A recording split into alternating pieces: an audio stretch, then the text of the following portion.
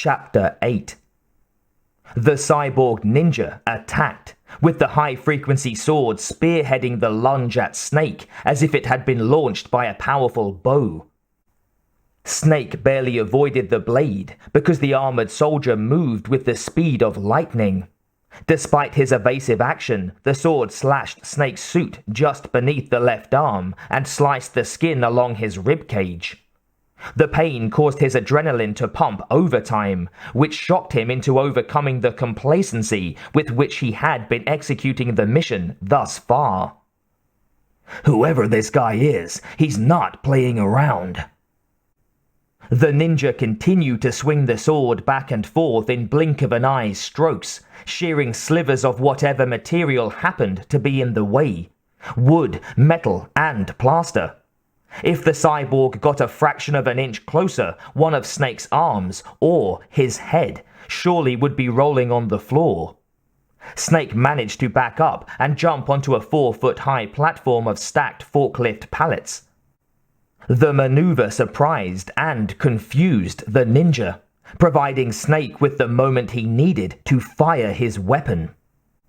He squeezed the trigger and bombarded the cyborg with several rounds, but the ninja knocked the bullets away with his sword. Snake had never seen anything like it. The creature obviously could move with a speed far greater than any normal man.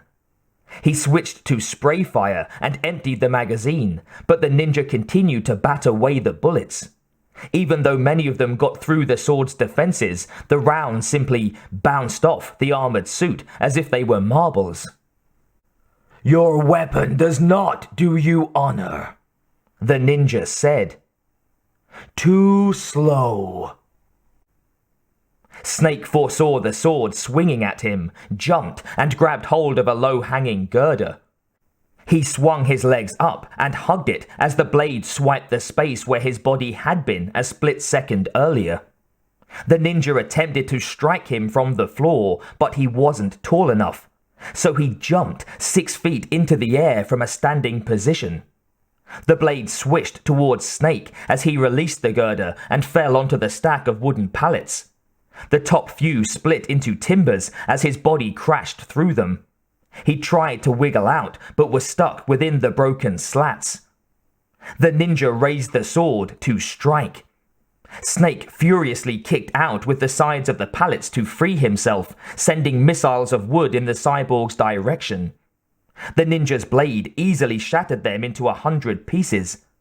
The distraction gave Snake the opportunity to pull back his knees and jackknife out of the pallets, performing a flip in mid-air and landing on his feet. The cyborg staggered back and held his head again. "The pain!" he groaned. The man's entire body trembled for a second, and then he shook himself like a dog that had just emerged from a pool of water. The red sensor on his face focused on Snake, and then he brandished the sword.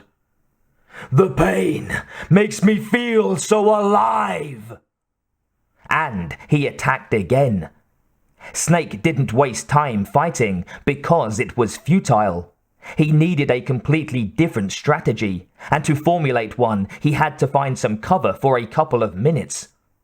He holstered his weapon and performed a somersault out of the way of the sword, which crashed down onto the floor where he had been standing.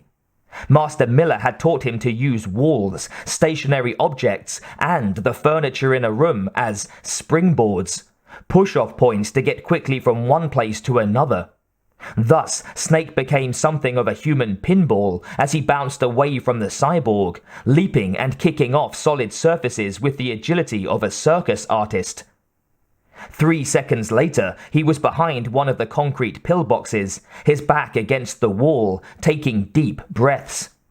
Reflexively, he reloaded the SOCOM and said for the benefit of the codec, "Any suggestions on how to beat this guy would be greatly appreciated." "Stand by, Snake. We're working on it," the colonel answered. Stand by? Who the hell was he kidding? Snake closed his eyes and concentrated on the sounds around him. The ninja moved silently and swiftly. Would he be able to hear the creature if he came close? What Snake could hear was his own heart beating furiously. It had been too long since he'd seen action such as this. Perhaps he hadn't been in the best shape. "Stop it!" He willed himself. "Of course I'm in shape. It's that ninja who's got the superpowers." He remembered more of Master Miller's admonitions. Put an enemy's strengths into perspective. Don't compare him to yourself. Measuring the abilities of one man against those of another was pointless. What mattered was confidence, positive thinking, and envisioning victory over defeat before the battle had begun. Easier said than done. Becoming impatient with the dead silence in the room, Snake finally moved to the edge of the pillbox and stole a look back at the storage room. All he could see was Baker still sitting under the lamp and the leaking steam pipe. The ninja was gone. Was the creature using his suit's stealth qualities as camouflage? Was the cyborg right in front of his eyes, but cleverly blended into the background? Snake slipped the thermal goggles back on. The heat from Baker's body was clearly visible, but it was weak. The man was dying. He had to get over there and talk to the guy before it was too late. There was no other heat source. Snake cautiously slipped out from behind the pillbox and then moved slowly back into the storeroom. He looked up and down the rows between equipments and supplies, but the ninja was nowhere to be seen. The creature must have fled. He didn't sound like he was all there mentally either. Snake set out for Baker, but halted in mid-stride. Something wasn't right. There was definitely another entity nearby. Snake's senses were so finely tuned that he could feel when there was danger around the corner. It was an asset of the genetic coding that went into his makeup, but Snake had also become more sensitive as a result of the post-traumatic stress disorder he had suffered from over the last couple of years. His previous mission for Foxhound had shaken him to the core, resulting in his early retirement and his retreat into the Alaskan wilderness. It had taken months to rid himself of the hallucinations, paranoia, and mental confusion that had accompanied PTSD. But his rehabilitation inexplicably left him with ultra-awareness. He heard better, saw more clearly, reacted faster, and although he didn't believe in a sixth sense, Master Miller had remarked that Snake had developed one. It was this sixth sense that saved his life. As he stood between the stacks of crates, a mere 15 feet away from Baker, Snake became conscious of a presence hovering over him. He quickly glanced at the ceiling and reflexively leaped to the side before the exoskeleton fell on top of him. The cyborg ninja had climbed onto the girders and waited for the moment when he could leap upon his prey. But instead of colliding into Snake, the ninja crashed face down onto the floor. The creature was slightly stunned. Snake used the opening to jump into position and kick the ninja in the head. The cyborg's skull jerked backward as he emitted an unearthly cry of pain. Snake spun his body in preparation for another roundhouse kick, but this time the cyborg caught his ankle. Using unimaginable strength, the ninja lifted Snake with one arm and tossed him into a pile of crates as if the operative had the weight of a house cat. Then the cyborg got to his feet, drew the sword from his scabbard, and pointed it at Snake. He moved closer so that the sharp point touched Snake's Adam's apple. "Are you or are you not my enemy?" Snake was dazed by the throw. He lay helplessly on his back, looked up at the imposing exoskeleton, and waited for the inevitable skewering. But then he realized that the creature had asked him a question. "I'm not your enemy," he answered. He took off the thermal goggles so that the creature could see the sincerity in his eyes. The cyborg hesitated. The red sensor on his face fluctuated in intensity.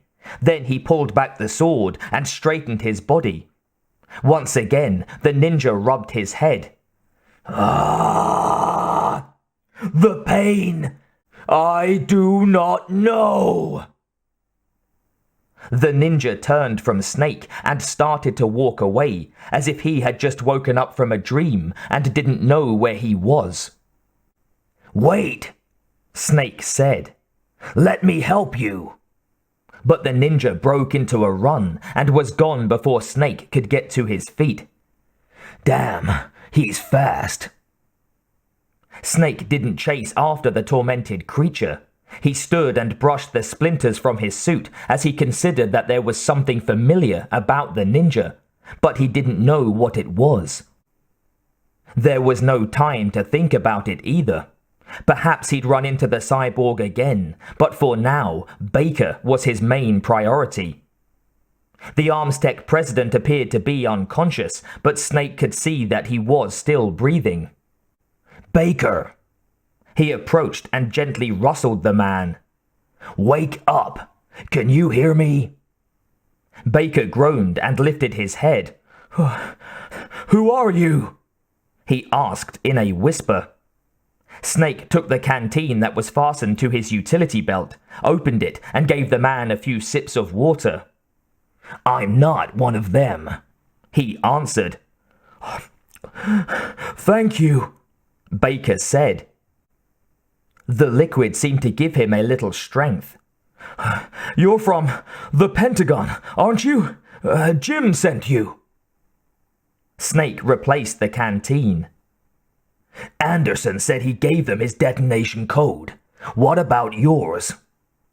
Baker winced and looked away. I talked. Damn. Snake wanted to slug the guy. So now the terrorists have both codes. Do you realize what this means? They can launch a nuke anytime they want. Oh, it was the physical torture. But I resisted Psycho Mantis's mind probe. The surgical implants in my brain. Everyone who knows the codes has them. Even the DARPA chief? Yes. But Anderson said Psycho Mantis got the code from him. How can that be? Baker shook his head in confusion. I don't know. Please, I'm dying. Snake crouched in front of him. Listen to me. Okay, so the terrorists have both codes, but what about the card keys? The ones that override the detonation code. Do you still have them? The man shook his head again. Not anymore. I gave them to the girl. There was a soldier, a young girl. She arrived at the facility recently. I trusted her. I gave them to her.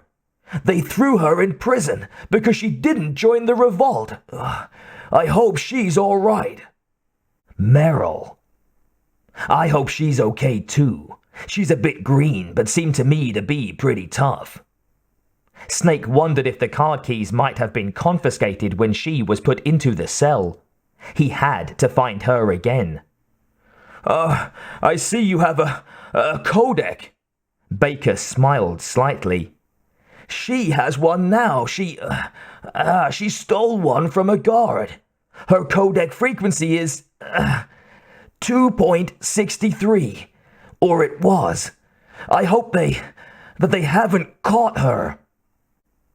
I think she's running around loose, Mr. Baker. I'll find her. What can you tell me about the terrorists? I know Liquid Snake is the leader. Who are his closest lieutenants? Revolver Ocelot? Baker coughed. Ocelot, he tortured me. Bad. He is one of the top men. But the right-hand man is Decoy Octopus. But I don't know. I don't know what happened to him. What do you mean? Octopus was near Liquid all the time, but he disappeared. He must have been sent away on a mission or something. Watch out for the woman, the one with the wolves." "Sniper Wolf?" Baker nodded. He coughed up blood and it dribbled down his chin. "Tell me, if the keys don't work, is there any other way to prevent a nuclear launch?" Baker nodded and coughed again. Otacon! Find Otacon!" "Who?" "That's his code name. Hal Emmerich. Dr. Hal Emmerich. He's the team leader, chief engineer of the Metal Gear Rex project. If anyone can figure out how to stop Metal Gear from launching, it's him." "Where is he? How do I find him?" He's a prisoner too." "Where?" "I think in the nuclear warhead storage building." Snake knew from studying the maps that this was part of the main complex, where the terrorists most likely were holding down the fort. "Do you know who that was just now? That ninja thing?" "Ninja? Oh." The man coughed. "That was Foxhound's dark little secret." "Huh?" "An experimental genome soldier. Just ask Dr. Hunter." A coughing fit overtook Baker. Blood spewed from his mouth and spattered the front of his clothing. It was obvious to Snake that Baker wasn't going to hold up for much more interrogation. "Okay, take it easy, Mr. Baker. Now, let's see what we can do to get this C4 off you." Snake examined the mechanism, but Baker shook his head. Don't! Forget it! I'm dying. Don't waste your time." Snake knew the man was right. "I'm sorry, Baker." It's all right. Go." "Baker, why the hell did you guys revive the Metal Gear project?" "There's so much nuclear material in the world, unaccounted for. Any small country or terrorist group could easily get a hold of a nuke. So we, the US, to maintain our policy of deterrence, we needed a weapon of overwhelming power. But it's crazy. My company, Arms Tech, we pushed for Metal Gear to be developed as a black project." "Black project?" "Secret projects paid for by the Pentagon's black budget. That way the bleeding heart liberals can't stop them. Anyway, the Metal Gear was going to be formally adopted after the results of this exercise." "Frankly, I don't give a crap about your company." "Right. So here, reach into my trouser pocket." Snake did so and found a computer disk. "This is what you came for. The optical disk." "I don't know what." "It's what you need to give to Jim. It is the only remaining copy of the data." Snake stuck the disk into a pocket of his utility belt. "What data?" "All the data collected from this exercise. Make sure Jim gets it." Jim Houseman? I take my orders from Colonel Campbell. I don't know anything about." "Listen!" Baker coughed, and his breath became shorter. "You must stop them. If it goes public, Arms Tech is finished." "Why? Metal Gear uses existing technology, doesn't it?" "Sure, Metal Gear does, but..." He coughed more as blood oozed out of his mouth. Then his body jerked and trembled as his eyes rolled up into his head. He groaned in pain. What? No! It can't be! What's happening? Mr. Baker? Those Pentagon bastards! They went and did it! What are you talking about? They're using you to... Baker's entire body went into spasm for a moment, and then he stiffened. With one final exhalation, he sagged into the chair. Snake reached out and felt for a pulse, but there was none. Colonel, are you listening? Baker's dead. Dr. Hunter spoke. The torture must have been too much for him. Was it a heart attack? I think so, Snake said. Just like Anderson. Well, we won't know for sure until there's a post-mortem. What the hell was that ninja thing? Do you know? I'm afraid I don't have enough information, Snake. Was it a member of Foxhound? No. Are you sure? We have no one like that in our unit. Colonel, are you there? I'm here, Snake. Okay, what was Baker talking about? What does the Pentagon have to do with all of this? Snake, now is not the time. Damn it, Colonel. It's my life on the line here. What are you not telling me? I can't reveal classified information to you, Snake. I'm sorry. Well, that's just hunky-dory. What about Decoy Octopus? Baker said he's gone. Do you have any record of transports leaving the island in the last 24 hours? No one has left the island, Snake. Octopus must still be there. Remember, he has the ability to become anyone. He is the master of disguise. Thanks, Colonel. Are there any more words of wisdom that you have to offer? Campbell hesitated and then answered, Snake, I want you to find my niece and work together. With as much sarcasm as he could muster, Snake asked, And I can trust her?